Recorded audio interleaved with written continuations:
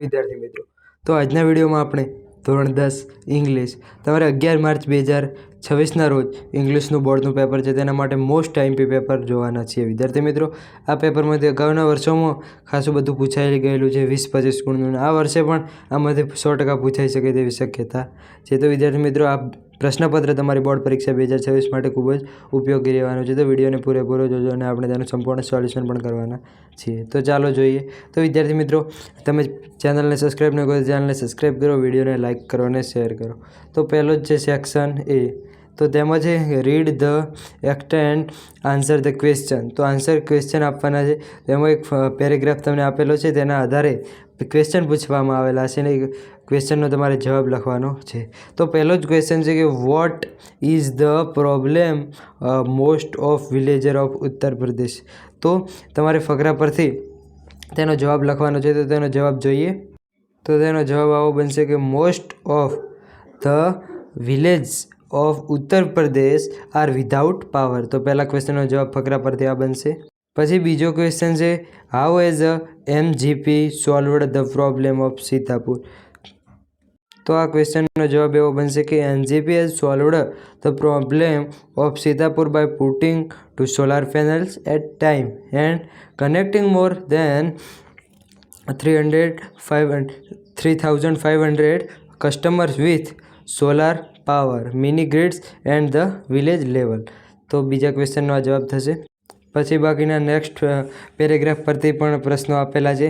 તો તેમાં તમારે ટોટલ સેક્શન એમાં 3 થી 4 જેવા ફકરા પૂછાશે, તેના આધારે તમારે જવાબ આપવાના રહેશે. વિદ્યાર્થી મિત્રો, આ દરેક ફકરા પરથી પ્રશ્નોના જવાબને છેલ્લે આપણે જોઈશું અને તેની PDF પણ ઉપલબ્ધ છે. તમે વોટ્સએપ ગ્રુપમાં જોડાઈ શકો છો. તો આપણે વ્યાકરણ વિભાગ જોઈએ. તો વ્યાકરણ વિભાગ પહેલાં એક શોર્ટ નોટ્સ આપેલી છે, શોર્ટ નોટ્સ લખવાની છે. તો શોર્ટ નોટ્સ આ વખતે વિદ્યાર્થી મિત્રો રામસી 070 ધ હ્યુમન રોબોટ આ આવી શકે તેવી છે. તો આને 100% પ્રિપેર કરવાની રહેશે. અને બીજી છે મધર અ વન્ડરફુલ ક્રિએશન. તો તે બંનેનું આપણે સોલ્યુશન જોઈ લઈએ. તો રામસી 070 was a metallic blue robot એ વાળી શોર્ટ નોટ્સ તમે સ્ક્રીન ઉપર જોઈ શકો છો. તેનો સંપૂર્ણ જવાબ આપેલો છે. પછી છે બીજી શોર્ટ નોટ્સ. તો બીજી શોર્ટ નોટ્સ એવી છે કે મધર અ વન્ડરફુલ ક્રિએશન. તો તેનો પણ જવાબ તમે સ્ક્રીન ઉપર જોઈ શકો છો. Mother a wonderful creation. તો આ બે શોર્ટ નોટ્સ ઇમ્પોર્ટન્ટ છે. તો બંનેના જવાબ તમે સ્ક્રીન ઉપર જોઈ શકો છો. તમે તેને તૈયાર કરી શકો છો. પછી ટ્રુ ફોલ્સ આપેલા છે અને ટ્રુ ફોલ્સ પછી સેક્શન બીમાં તમારે સ્ટાન્જા પરથી આન્સર તો ક્વેશ્ચન આપવાના હોય છે. અને પછી સમરી સેશન પણ હોય છે, paragraph and answer the question. તો પેરેગ્રાફ પરથી બીજા આન્સર ક્વેશ્ચન જે તમારી ટેક્સ્ટ બુક બહારના આપેલો છે તેના પણ તમારે જવાબ આપવાના હોય છે. તો વિદ્યાર્થી મિત્રો, આ બોર્ડનું પેપર તમે જોઈ શકો છો. ગ્રામર વિભાગનું આપણે સંપૂર્ણ સોલ્યુશન જોઈ લઈએ. તો સેક્શન સીમાં તમારો ગ્રામર વિભાગ શરૂ થાય છે. તો તેમાં ફંક્શન આધારિત હોય છે. તો ફંક્શનના સૌથી વધુ માર્ક્સ હોય છે. તો તમારે પહેલાં કવર કરવાના રહેશે. તો function match the languages function with the sentence. તો તેમાં 33મો છે mention who is my cousin sings well. તો એમાં કીવર્ડ્સ કયા તમારે યાદ રાખવા? વુ છે કીવર્ડ્સ. તો વુ શામાં આવે? Describing person. વિદ્યાર્થી મિત્રો, આપણે ફંક્શનનો એક વિડીયો મૂકેલ છે અને જો તમારે બીજો વરી વિડીયો જોતો હોય તો તે પણ આપણે ટૂંક જ સમયમાં મોકલી દઈશું.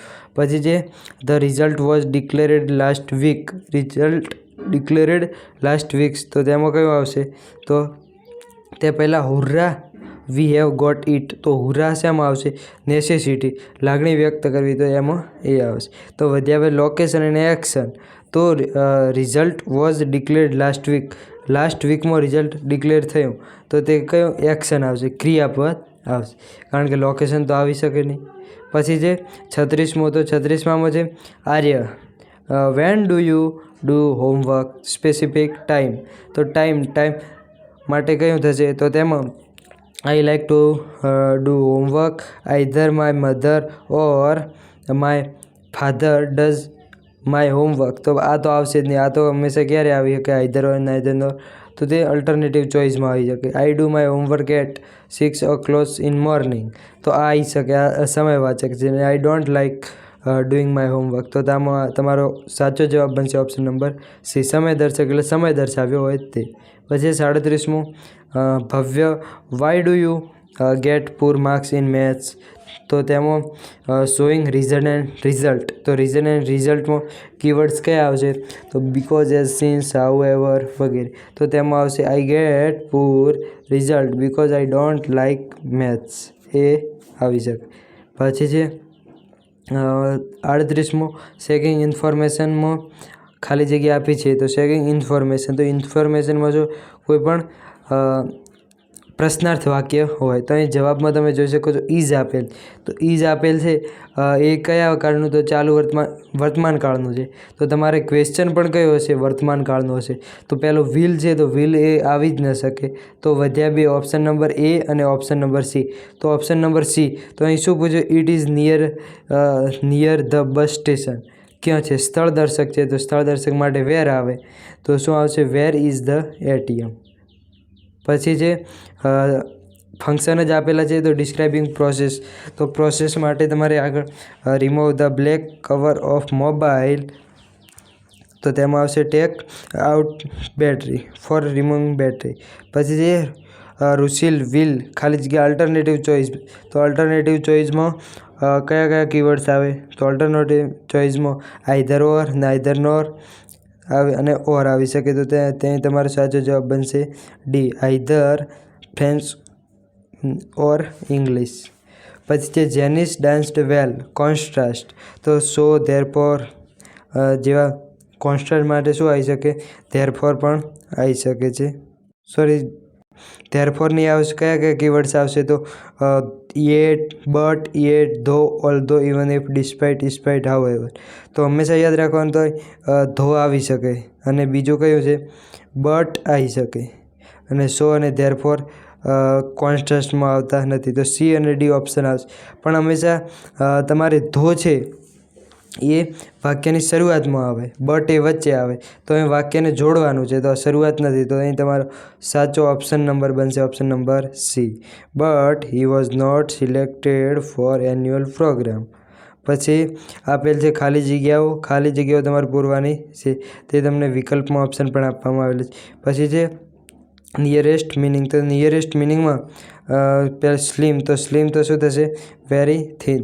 પછી છે વેનિશ, વેનિશ તો શું થશે? ડિસઅપિયર. પછી છે સેક્શન ડી, તો તેમાં ઇનડાયરેક્ટ સ્પીચમાં તમારે ખાલી જગ્યાઓ પૂરવાની છે. ટોલ્ડ, સેડ કયો આવશે? તો તેનો પણ વિદ્યાર્થી મિત્રો ટૂંક સમયમાં વિડીયો ઉપલબ્ધ થઈ જશે. અને પછી જે કન્જક્શન, તો કન્જક્શનને આધારે તમારે વાક્યને જોડવાના રહેશે. તો વિદ્યાર્થી મિત્રો do as direct, do as ડાયરેક્ટમાં કાળ પરિવર્તન અથવા એક્ટિવ પેસિવ હોઈ શકે છે, અથવા સિંગલર પોપ્યુલર, તો એક વચન બહુવચન પણ હોઈ શકે છે. પછી WH ક્વેશ્ચન, તો કે Resham can speak any languages friendly. તો તેમાં શું આવશે? વિચ તો આવી ન શકે. વુઝ, હાઉ કેન, હાઉ એટલે કેવી રીતે, તો કેવી રીતે રેશમ સ્પીક એની લેંગ્વેજ, તો તેમાં ઓપ્શન નંબર બી બનશે. પછી for building his body, Vivek has recently joined the gym for building for body. તો તેમાં આવશે why has Vivek joined gym.